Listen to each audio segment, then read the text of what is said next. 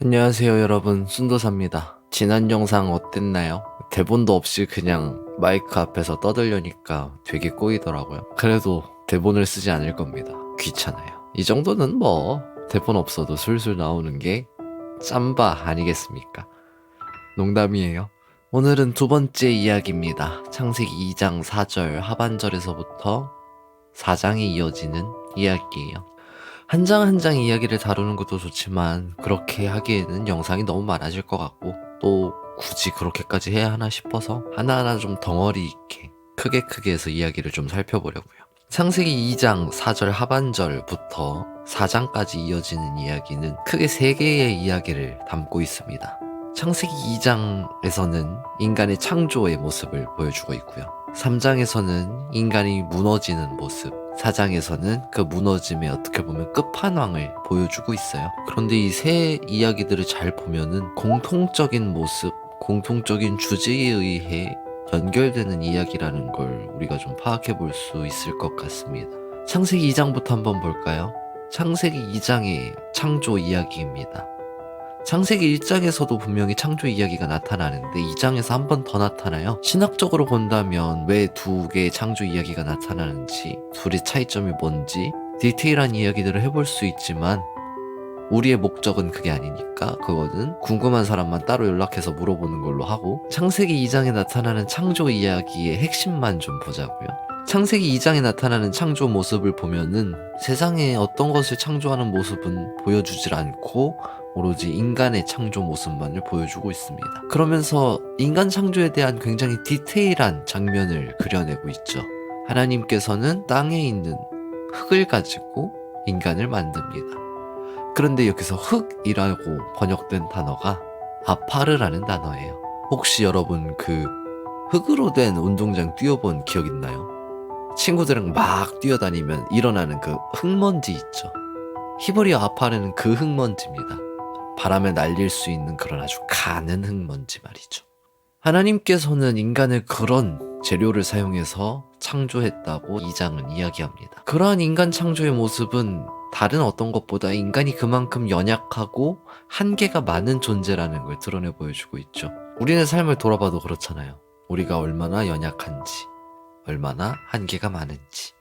그래서 하나님께서는 짝지를 지어주는 장면을 2장에서 고스란히 보여줍니다. 개역개정 성경에서는 돕는 배필이라고 번역된 히브리어 에즈르 케네그도는 공동번역 성경을 보면 거들짝이라고 번역을 해요.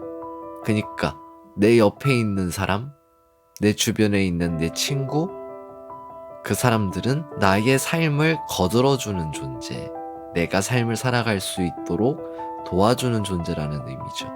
이는 나도 마찬가지라는 의미예요. 나도 다른 사람의 거들짝이 되어줘야 된다. 창세기 2장의 창조 모습은 그렇습니다. 그리고 독특한 모습이 하나 또 있어요. 우리가 지난 주일이죠? 숨을 불어넣는다 하는 이야기를 살펴보면서 했던 이야기입니다. 창세기 2장 7절에서 하나님께서는 사람을 지으실 때 코에 생기를 불어넣습니다. 그러자 사람이 살아있는 존재가 되었다. 창세기는 이야기하죠. 하나님의 숨을 부여받은 사람들. 이 하나님의 숨은 사람이라면 누구나 부여받는 겁니다. 그래야지 사람이라고 불릴 수 있는 거니까요. 모두가 하나님의 숨을 부여받았다. 이 말은 결국에 인간은 모두가 평등하고 동등한 위치에 있다라는 걸 보여줍니다. 그러니까 그 어떤 누구도 남을 해하거나 남에게 피해를 끼치지 못한다는 거죠. 연약하고 한계가 많은 재료로 지어진 존재이지만 서로가 서로의 그 연약함과 한계를 보완해주는 동등한 위치에 있는 존재. 그렇게 서로 돕고 도우며 살아가는 존재. 그게 하나님께서 그려내셨던 인간의 모습입니다. 그런데 그 인간의 모습, 연약함과 한계가 3장과 4장에 걸쳐서 굉장히 고스란히 드러나죠. 첫 번째 인류라고 불리는 아담과 하와는 하나님의 명령을 어긴 채 선과 악을 알게 하는 나무의 열매를 따먹습니다. 그러자 창세기 3장에서는 이 둘의 상태를 눈이 밝아졌다라고 이야기해요. 이 눈이 밝아졌다. 그냥 단순히 개안했다는 의미라기보다는 자기만의 판단 기준이 생겼다라는 말과 같습니다. 자기만의 잣대가 생긴 거예요. 그러니 서로가 서로에게 각자의 잣대를 들이대며 판단하고 재기 시작합니다. 하나님이 창조하셨을 때의 모습, 오간데 없이 사라졌죠. 서로 돕고 도우며 살아가는 게 아니라, 서로 거들어주는 존재가 되는 게 아니라, 서로를 판단하고 서로를 재고, 내 기준에 부합하지 않으면, 내 눈에 맞지 않으면, 내 마음에 들지 않으면 가차없이 버리고 가차없이 폭력과 피해를 끼치는 게 인간이 되었다는 겁니다. 아파르로 지어졌다는 걸 이렇게 고스란히 보여주고 있는 것 같아. 연약하고 한계 많은 그런 존재 말이죠. 그리고 창세기 4장에서는 그 잣대의 끝판왕을 보여줍니다. 가인과 아벨 이야기, 우리가 참 잘 아는 이야기죠. 성경에서 나타나는 최초의 살인사건이기도 하고요. 가인이 아벨을 왜 죽였을까요? 하나님이 자기의 제물을 받지 않았다면 하나님한테 따져야지 왜 화풀이를 아벨한테 했을까요? 이게 자기에게 생긴 자기만의 잣대로 판단하고 그 판단의 결과로 벌어진 일이 아닐까요? 창세기 2장에서 4장까지 이어지는 이 이야기들은 공통적으로 인간의 연약함을 고스란히 이렇게 드러내 보여주고 있습니다.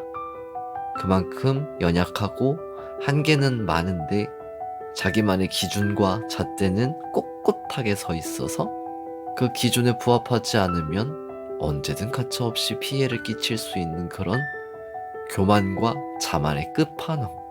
그게 창세기 2장에서부터 4장까지가 보여주고 있는 인간의 모습이에요. 그만큼 연약한 존재, 교만한 존재, 그런 존재라는 거죠.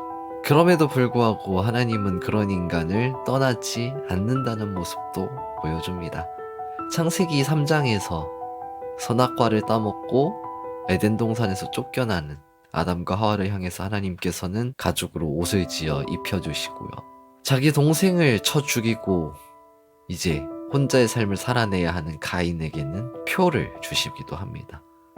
그렇게 하나님은 그럼에도 불구하고 인간을 떠나지 않는다는 그런 모습을 보여주고 계시죠. 인간과 하나님의 모습이 아주 극명하게 대조되는 장면이기도 합니다. 인간은 언제나 하나님을 떠날 준비가 돼 있는데 하나님은 언제나 인간을 끝까지 붙잡고 계신다는 거죠. 그래서 우리가 하나님을 믿을 수 있고 그리스도교라는 이름 아래에서 신앙생활을 할 수 있는 것 같아요. 창세기 2장에서 4장까지 보여주는 인간과 하나님의 모습 어떤가요? 여러분이 만나는 하나님은 어떤 모습인가요? 오늘 우리는 나의 연약함을 그리고 그 연약함마저도 품으시는 하나님의 모습을 그렇게 발견합니다.